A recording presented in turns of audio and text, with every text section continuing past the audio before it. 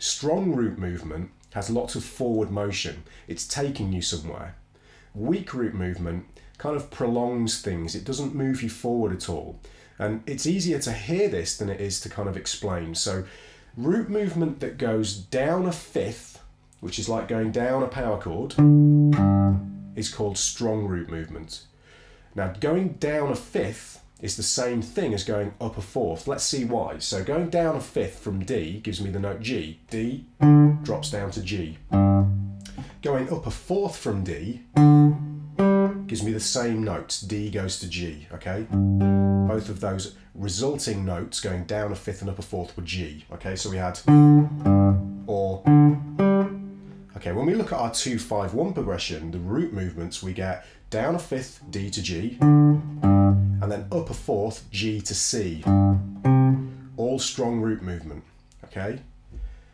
Another type of strong root movement is up a semitone or down a semitone, okay? But we can deal with that later. Let's just deal with this root movement up a fourth or down a fifth at the moment. Okay, so our 2-5-1 root movement is strong.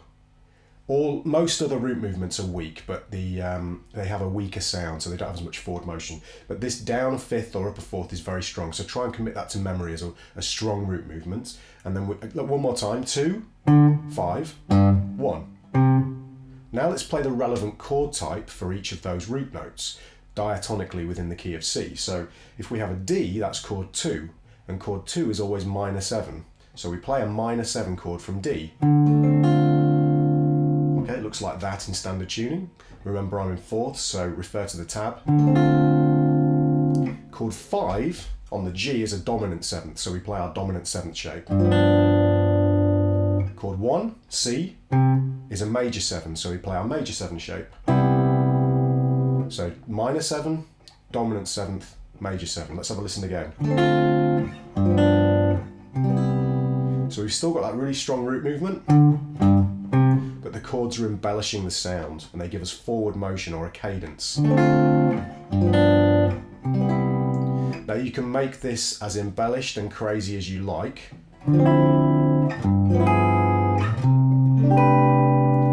The root movement is still the same. All you're doing when you embellish the harmony is making it prettier or filling out the sound of it by adding more colour. Essentially what we're getting is minor 7, dominant 7, major 7. Now that's fundamental, that 2-5-1, to any jazz progression. It's the most fundamental chord progression that you'll learn as a jazz musician or a fusion player. I use it in lots of my tunes because it's a very strong sounding progression. Now the next step is to try and be able to do this in lots of different keys, and it's actually fairly straightforward to do.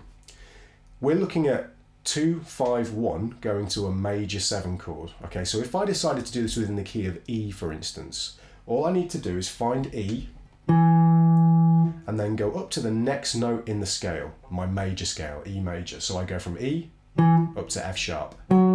There's loads of different ways you could play that scale to figure out what that second note is, but essentially you're going up a tone or 2 frets. So here's my F sharp. Once I've found that, I can play that down a fifth, up a fourth root movement to find my root notes. Again, same sound, 2, 5, 1. 2, 5, 1. It becomes something that's very, it's easy to sing, it's very memorable for you. We then play the relevant chord types. 2 is minor 7, 5 is dominant 7th, 1 is major 7.